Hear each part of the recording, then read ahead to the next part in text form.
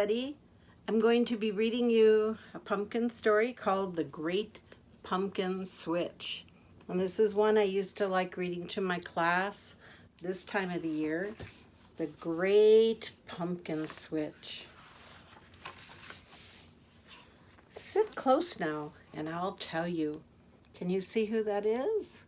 Yes, that's a grandpa. And he wants to tell a story to his grandchildren. Me and Otto were racing down East Street on our bikes like we always did, shirts flapping in the wind, leaves scattering every which way.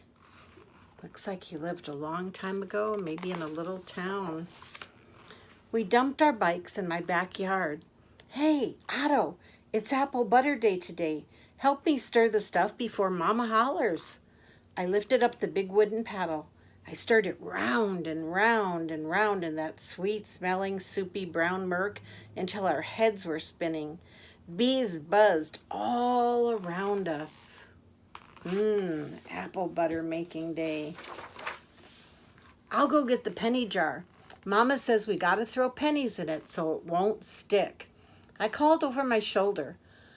When I brought out the jar, Otto said, "Me first," pitching a copper penny into the kettle. "Try to get it in the middle," I said, stepping back to flick the penny with my thumb.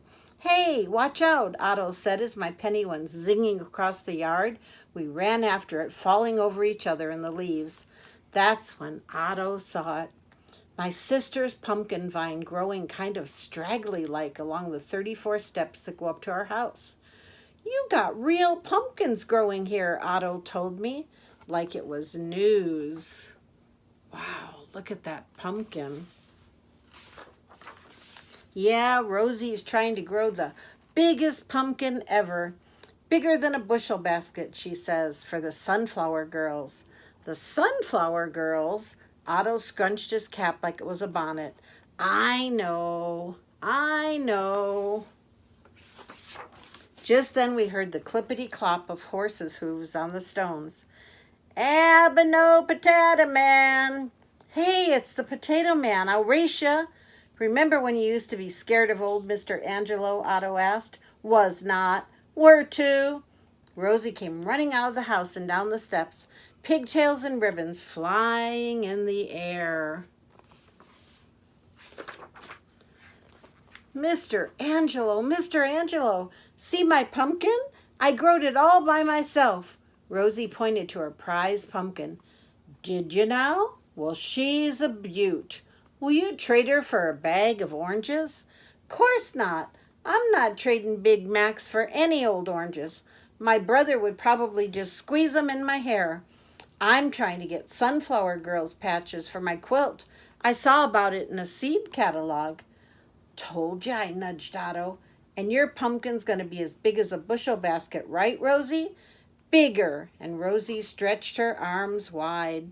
"That I gotta see," said Mr. Angelo. "Now I better finish my rounds, and you boys better go on inside too, Rosie. Storm's coming." The Potato Man's wagon was off trotting down East Street quicker than you could say Cabbage Patch. "How's he know all the time when it's going to rain?" Otto asked. "I don't know. Maybe 'cause he was a sailor once in the Great War. Says he can feel it in his bones. The wind kicked up and we had us a terrible storm that night. Raining cats and dogs, just like the Potato Man said. Mama called it a northeaster, and Rosie said, "Easter? But Mama, it's almost Halloween." It was thundering and lightning enough to make the supper dishes rattle, and Rosie hung newspapers around the kitchen table and made herself a playhouse hiding under there until it was time for bed. Can you see Rosie peeking out? Yeah. Middle of the night, my dog Dookie woke me up with his howling. Chocolate chip cookies were the only thing would quiet him down. Then I heard crack. Oh, loud as 4th of July fireworks. Mama said, "Back to bed." But next morning, our old poplar had fallen right across the front walk. In sooner than no time, Mama had me out clearing away branches. After piano lessons, Otto came over and asked, "Why don't you use a saw?" Not allowed. But your mama didn't say anything about me not using a saw. I ran like greased lightning around back to the tool shed, Otto right behind me, and climbed up on a barrel of soap chips to reach the saw. Uh-oh. Right then's when it happened. Me and Otto were taking turns, and I was sawing away. Zzz, when Otto yelled, "Look, Big Max!" I looked, but I couldn't believe what I saw. Rosie's pumpkin was bouncing down the front steps. Thump, thump, thump. All 34 of them. Then splat! Pumpkin pie, Otto laughed when he saw the squashed pumpkin at the bottom. Not funny, Otto. Rosie'll tell Mama and she'll make a mashed potato out of me. Ah, you didn't mean to cut that vine. I know, but now where are we going to hide all this before Rosie sees? How about Mrs. Hadley's pig right next door? That pig would eat the dirty socks right off your feet. Here, here, piggy, piggy. Carry some in your shirt. Let's go. That pig squealed and snorted when we tossed the pieces over the fence, seeds and all.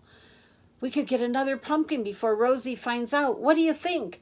The Potato Man, we both said at the same time.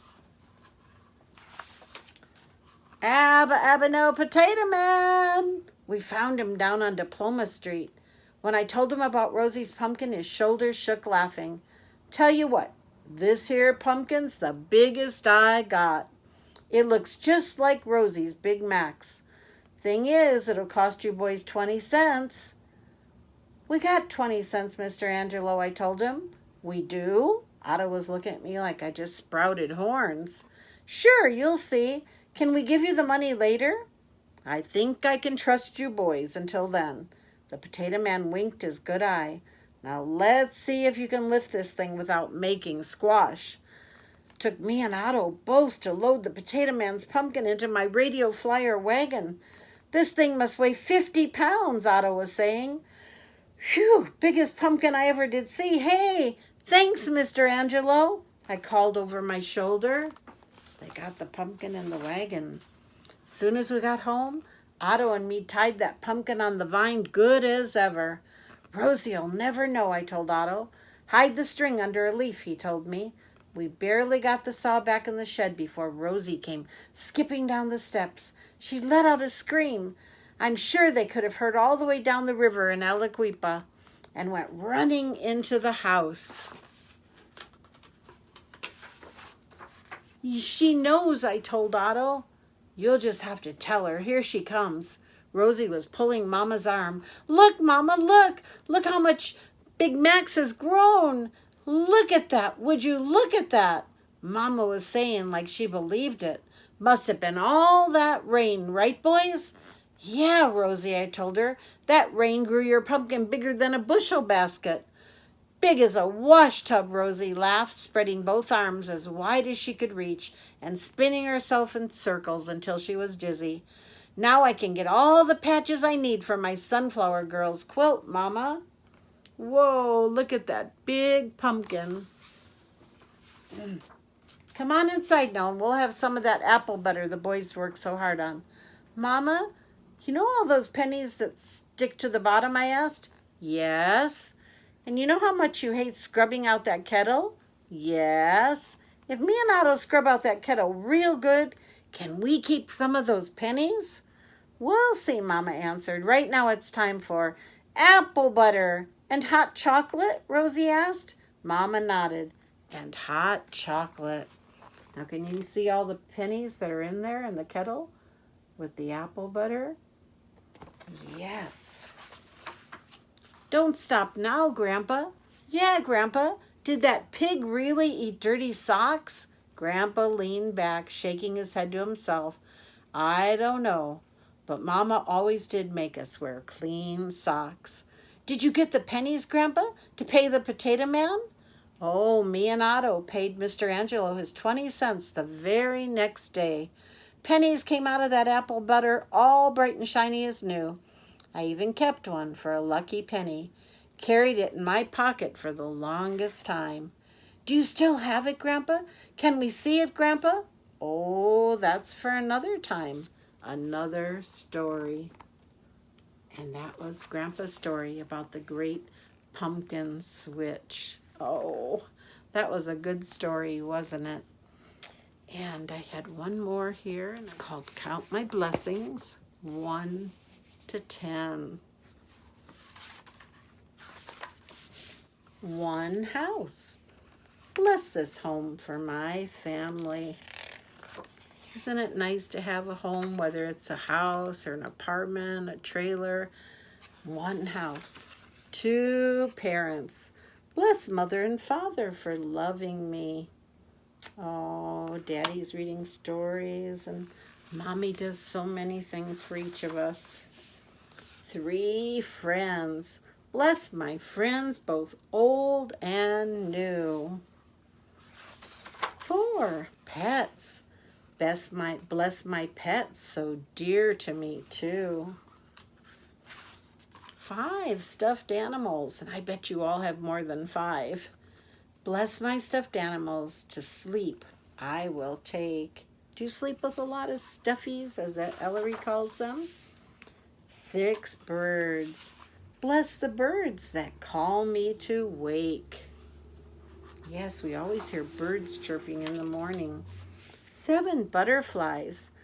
Bless the butterflies that flutter above. Oh, everybody loves butterflies, don't they? They're so beautiful. 8 cookies. Bless the cookies that are baked with love. Do you like when Mommy bakes cookies? 9 squares. Bless each square on grandmother's quilt. Do we look alike? 2 grandmas there? Look at her and look at me. Yeah. Grandmas look alike. 10 wooden toys. Bless the wooden toys that grandfather built. Yeah, some grandpas are so good in the wood shop and can just build anything. That's a wonderful talent. I count my blessings 1 through 10. Keep us safe, I pray. Amen. And these are things that we're all thankful for, aren't we? Bless this home for my family. Bless mother and father for loving me. Bless my friends, both old and new. Bless my pets, so dear to me too. Bless my stuffed animals, to sleep I will take. Bless the birds that call me to wake. Bless the butterflies that flutter above. And bless the cookies that are baked with love. Bless each square on grandmother's quilt. And bless the wooden toys that grandfather built. I count my blessings 1 through 10. Keep us safe, I pray. Amen. We always should be thankful for all the many wonderful things that we have. Well, I'm going to say goodnight. Throw you a little kiss. Did you catch it? I think it fell right there. Let me try again. I think you got it that time. Let's try one more.